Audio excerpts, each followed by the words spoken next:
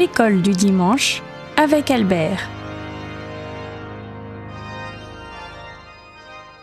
Amical salut à nos auditeurs. Nous commençons aujourd'hui une nouvelle série avec un ouvrage récent qui s'appelle Credo, je crois, Compendium de la foi catholique et qui est signé par Monseigneur Athanasius Schneider.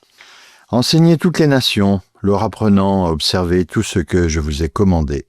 Cette autorité, ce mandat d'instruire les peuples de tous les temps et de tous les lieux dans la doctrine divine, ont été directement conférés par le Fils éternel de Dieu et à Saint-Pierre et au collège apostolique. Dès lors, ceci demeure la mission propre de la hiérarchie catholique. Malheur à moi si je n'annonce pas l'Évangile. Le Concile Vatican II a rappelé que chaque évêque, comme membre du collège épiscopal et légitime successeur des apôtres, est tenu à l'égard de l'Église universelle, de par l'institution et le précepte du Christ, à cette sollicitude qui est, pour l'Église universelle, éminemment bénéfique. Tous les évêques, en effet, doivent promouvoir et servir l'unité de la foi et la discipline commune de l'ensemble de l'Église, former les fidèles à l'amour envers tout le corps mystique du Christ. Un évêque catholique est tenu donc d'accomplir son serment public, garder dans son intégrité le dépôt de la foi selon la tradition reçue des apôtres, qui a toujours été et partout gardée dans l'Église. Par conséquent, je suis obligé de répondre aux demandes de nombreux fils et filles de l'Église qui sont perplexes face à la confusion doctrinale régnant dans l'Église de notre époque. Monseigneur Schneider propose cet ouvrage Credo, Compendium de la foi catholique, pour les fortifier dans leur foi et pour les guider vers l'enseignement immuable de l'Église. Conscient du devoir épiscopal d'être un nourricier de la foi catholique et apostolique, comme le dit le canon de la messe, je désire également témoigner publiquement de la continuité et de l'intégrité de la doctrine catholique et apostolique. Le public pour lequel j'ai composé cet ouvrage est principalement constitué des petits de Dieu, des catholiques fidèles qui ont faim du pain de la droite doctrine.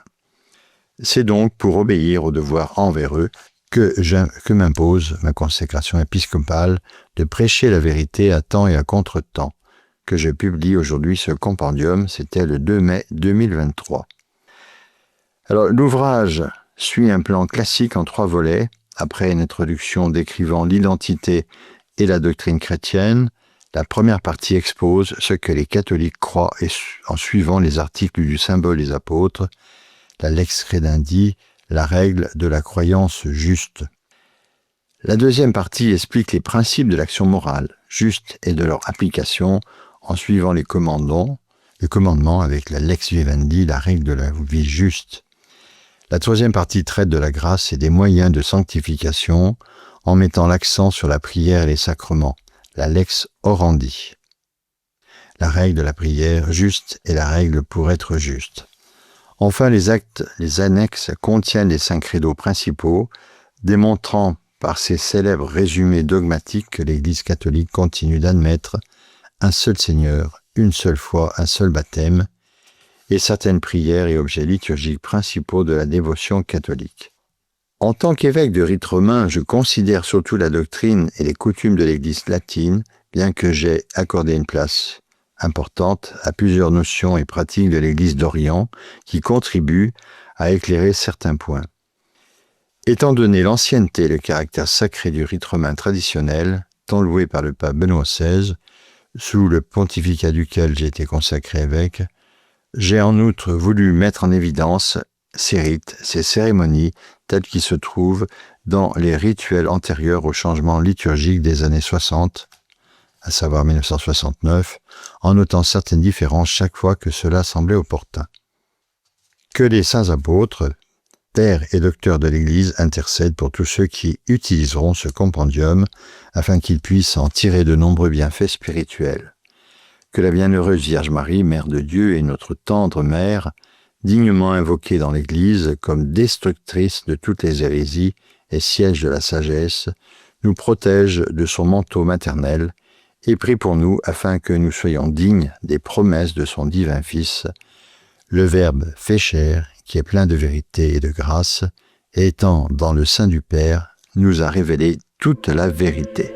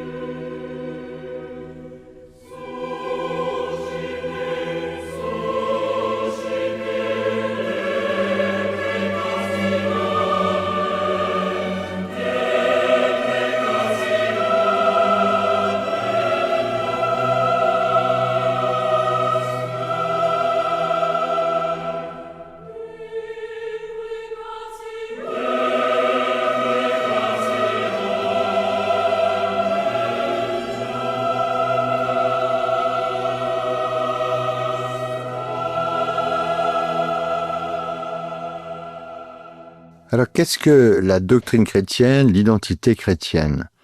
Un chrétien, c'est un baptisé, ainsi incorporé dans le corps mystique du Christ et appelé à être disciple de Jésus-Christ.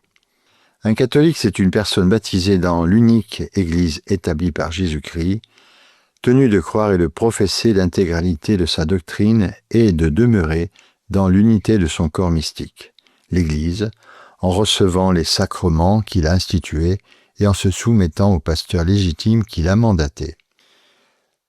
La grâce, c'est un don surnaturel de Dieu donné aux créatures intellectuelles, les hommes et les anges, pour leur salut éternel.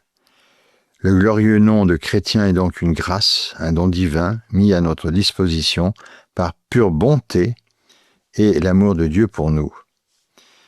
Par ce don merveilleux de la grâce sanctifiante, nous devenons enfants adoptifs de Dieu, le Père, frère du Fils éternel et temple vivant du Saint-Esprit. Nous avons donc des devoirs envers Dieu, envers nous-mêmes et envers notre prochain. Nous devons suivre le premier et le plus grand de tous les commandements. Tu aimeras le Seigneur ton Dieu de tout ton cœur, de toute ton âme et de tout ton esprit. Nous devons nous efforcer de le connaître, de l'aimer, de le servir dans cette vie, afin d'être heureux avec lui pour toujours dans l'autre vie. Nous devons nous revêtir du Seigneur Jésus-Christ, de l'homme nouveau, en nous débarrassant du péché, de l'erreur et des attachements désordonnés aux choses terrestres. Nous devons nous conformer à la vie nouvelle de la grâce de Dieu dans nos âmes, en étant ainsi imitateurs de Dieu, conscients qu'il est le méchant et celui qui se plaît à la violence. Nous avons des devoirs envers notre prochain. Nous devons observer le second d'entre les commandements. Tu aimeras ton prochain comme toi-même. Nous devons agir pour le bien de notre prochain et surtout pour notre salut éternel. Je vous donne un commandement nouveau, que vous aimiez les uns les autres, que, comme je vous ai aimé, vous aimiez aussi les uns les autres. Le symbole du vrai chrétien, c'est la croix, le signe de la croix. Ce geste symbolique nous rappelle notre dignité et nos devoirs dans le Christ. Enfin, quel est le signe du Christ? Tous le savent, c'est sa croix. Sans ce signe, il est impossible d'accomplir n'importe quelle cérémonie sacrée. Il faut le faire, et sur le front des croyants, et sur nous-mêmes qui doit servir à les régénérer, et sur l'huile mêlée de baume, dont on les oint, et sur le sacrifice qui leur sert de nourriture. La croix a un grand pouvoir. Dérivé du sacrifice du Christ sur la croix, ce signe a le pouvoir d'attirer la bénédiction de Dieu, de chasser le diable et de repousser ou d'affaiblir la tentation. Nous devons faire le signe de la croix avec une grande vénération, avec une foi attentive, avec gratitude et avec amour. Nous traçons ce signe du front au cœur, de l'épaule gauche à la droite, ou chez les chrétiens d'Orient, de droite à gauche, en invoquant la Sainte Trinité, au nom du Père, et du Fils, et du Saint-Esprit. Nous devons faire ce signe lorsque nous nous levons le matin et que nous nous retirons le soir, avant et après les repas, au début et à la fin des actions importantes, de tout danger aux tentations, à différents moments de la Sainte Liturgie. La révélation divine. La doctrine chrétienne vient du latin doctrina, c'est-à-dire enseignement. C'est l'enseignement de Jésus-Christ conservé et transmis par l'Église. La doctrine chrétienne est divine parce que le Christ, son auteur, est Dieu. Elle contient l'intégralité de la révélation de Dieu ainsi que de nombreuses vérités naturelles qu'il faut croire. La révélation divine, c'est une communication surnaturelle intervenue et manifestée publiquement dans l'histoire humaine et par laquelle Dieu s'est révélé et a montré ce que l'homme doit connaître, croire et faire pour bien vivre sur terre et être uni à Dieu pour toujours dans la béatitude du ciel. Jésus-Christ, le Verbe incarné de Dieu, est lui-même la plénitude de la révélation divine. Le Fils unique qui est dans le sein du Père, c'est lui qui nous l'a fait connaître. Nous devons croire que Dieu a révélé, parce que Dieu est vérité, même s'il ne peut ni se tromper, ni nous tromper. Combien de périodes historiques la révélation comprend-elle? Elle en comprend 3. La période primitive, au cours de laquelle un Rédempteur a été promis après la chute de l'homme. La deuxième, c'est la période de l'Ancienne Alliance, qui a préparé sa voie par des prophéties, des préfigurations et des cérémonies légales. Et la troisième, c'est la Nouvelle Alliance ou période évangélique, au cours de laquelle Dieu est venu personnellement vivre sur terre et enseigner par la parole et par l'exemple. La révélation divine continue-t-elle? Non, la révélation publique s'éclose au 1er siècle chrétien avec la mort de Saint Jean, le dernier des apôtres du Seigneur. Maintenant, il existe un depositum fidei, c'est-à-dire un dépôt de foi fixe et stable, souvent appelé simplement la foi.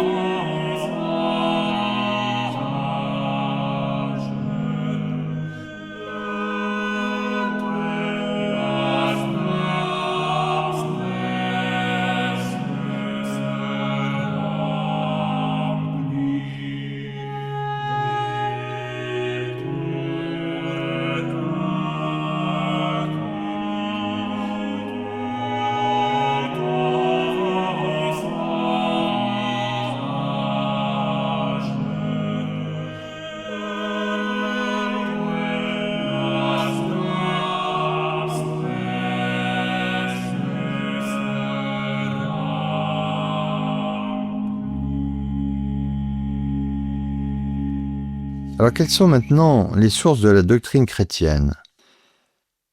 Où la révélation divine est-elle contenue? Ce dépôt sacré de la parole de Dieu se trouve à la fois dans les Saintes Écritures, appelées la parole écrite de Dieu, et dans la Sainte Tradition, appelée la parole transmise et non écrite de Dieu.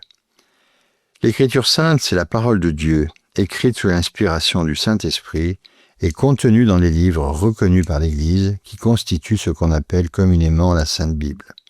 Toute écriture est inspirée de Dieu et utile pour enseigner et reprendre, pour redresser, pour éduquer en la justice, afin que l'homme de Dieu soit parfait, prêt à toute bonne œuvre.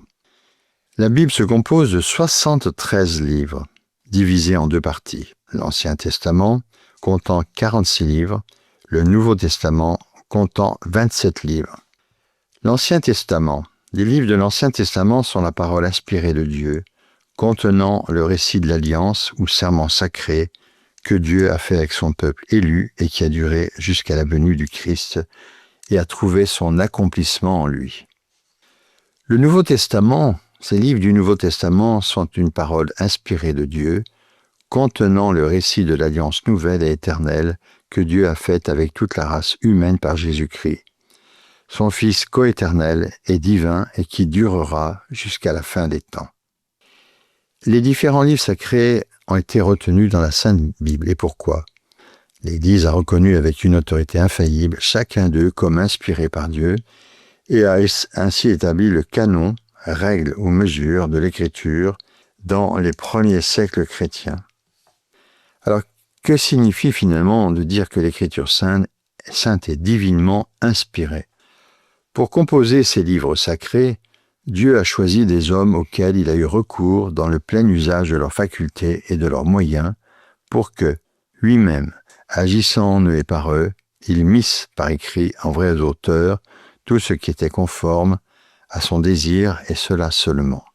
Dès lors, puisque toutes les assertions des auteurs inspirés ou hagiographes doivent être tenues pour assertion de l'Esprit Saint, il faut déclarer que les livres de l'Écriture enseignent fermement, fidèlement et sans erreur la vérité que Dieu a voulu voir consignée dans les lettres sacrées pour notre salut. Peut-on comparer l'inspiration divine de l'Écriture sainte avec le mystère de l'Incarnation ? En effet, on le peut. De même que le Verbe substantiel de Dieu s'est fait en tout semblable aux hommes, hormis le péché, ainsi les paroles de Dieu exprimées en langue humaine sont semblables en tout au langage humain, l'erreur exceptée. Alors, comment savons-nous que les livres sacrés ont été écrits sous l'inspiration divine ? Eh bien, nous le savons par le témoignage de l'histoire et surtout par l'Église qui enseigne avec l'autorité infaillible du Christ. L'Église a identifié le canon des livres de la Sainte Écriture par sa propre tradition constante, déjà présente dans les premiers siècles, comme en témoigne saint Athanase en 367, le pape Damas Ier en 382, le concile de Carthage en 397 et d'autres. Jusqu'à Martin Luther, né en 1483 et décédé en 1546, le canon traditionnel des livres bibliques n'était pas contesté. Martin Luther a rejeté certains livres du Nouveau Testament, par exemple l'épître de Saint Jacques qu'il a appelé l'épître de paille, et les livres dits deutérocanoniques de l'Ancien Testament, Tobie, Judith, Baruch, Ecclésiastique, Sagesse 1 et 2, Maccabée et certaines parties d'Esther et de Daniel.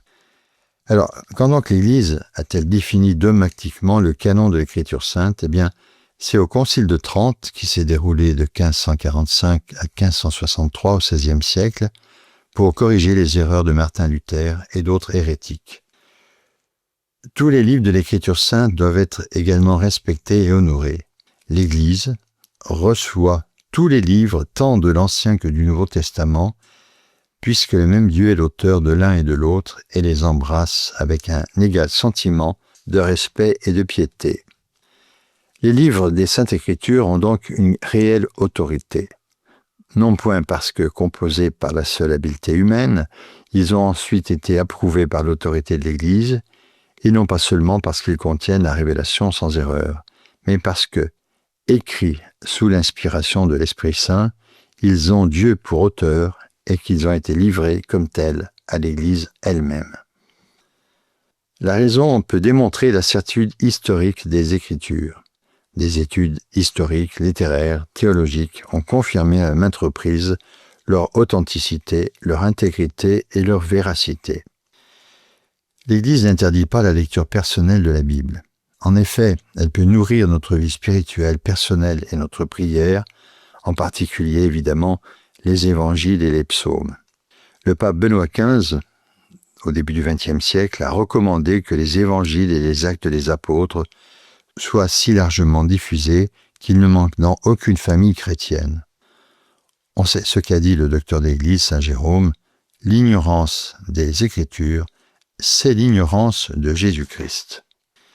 Beaucoup d'autres saints ont recommandé la lecture personnelle de la Bible.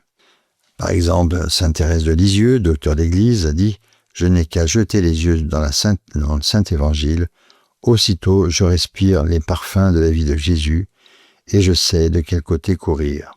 Oui, je le sens. Quand même, j'aurai sur la conscience tous les péchés qui se peuvent commettre.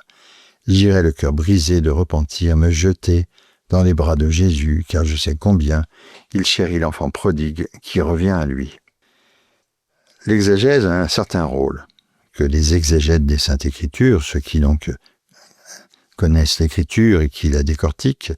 Il faut que les exégètes des saintes lettres, se souvenant qu'il s'agit ici de la parole divinement inspirée, dont la garde et l'interprétation ont été confiées à l'Église par Dieu lui-même, ne mettent pas moins de soin à tenir compte des interprétations et déclarations du magistère de l'Église, ainsi que des explications données par les saints-pères en même temps que de l'analogie de la foi.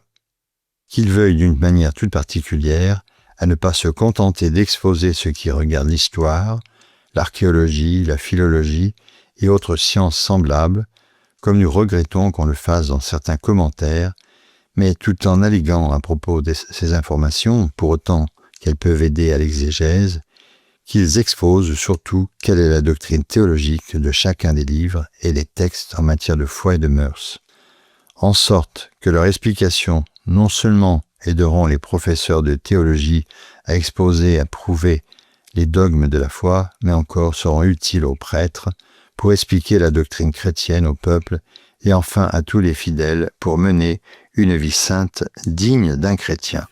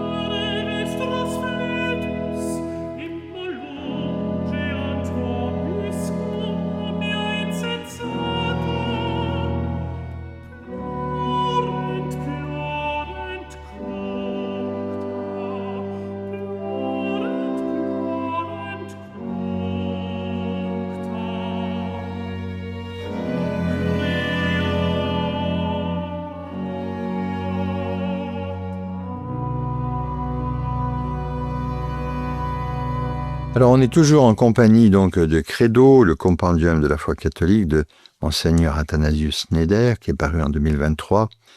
Alors quelles sources les exégètes catholiques doivent-ils consulter régulièrement? Alors, les exégètes, ce sont des savants qui donc analysent de différentes façons la Sainte Écriture. Pour s'acquitter de sa tâche, l'exégète pourra trouver une aide très appréciable dans l'étude sérieuse des œuvres que les saints-pères, les docteurs de l'Église et les plus illustres exégètes des temps passés ont consacré à l'explication des saintes lettres. Cela en effet, bien que parfois leur érudition profane et leur connaissance linguistique fussent moins poussées que celles des exégètes modernes, l'emportent en raison du rôle que Dieu leur a attribué dans l'Église par une sorte de suave intuition des choses célestes et par une admirable pénétration d'esprit grâce auquel ils vont plus avant dans les profondeurs de la parole de Dieu et mettent en lumière tout ce qui peut servir à expliquer la doctrine du Christ et à faire progresser la sainteté de la vie. L'Écriture sainte n'est pas la seule source de la doctrine chrétienne. La parole de Dieu est également contenue dans la sainte tradition.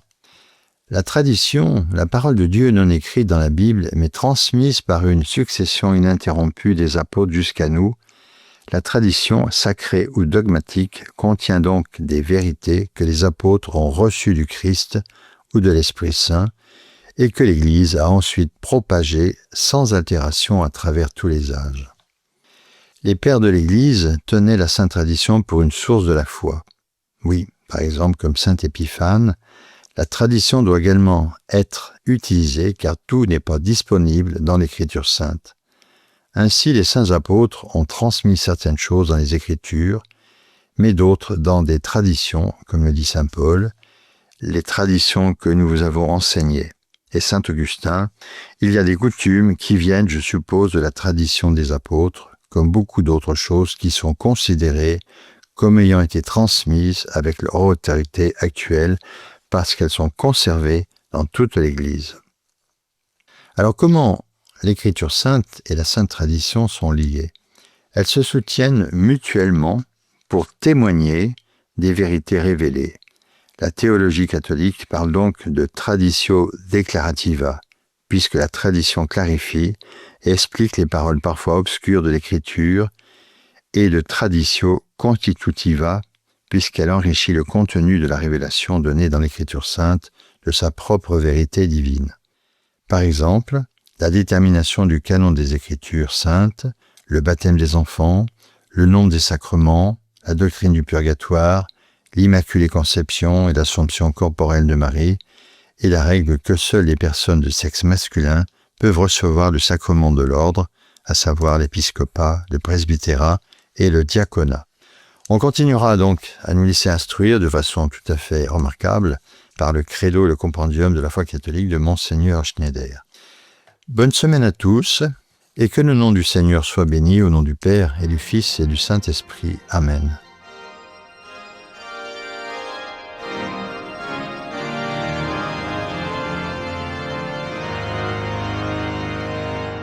C'était sur Radio Espérance, l'école du dimanche, avec Albert.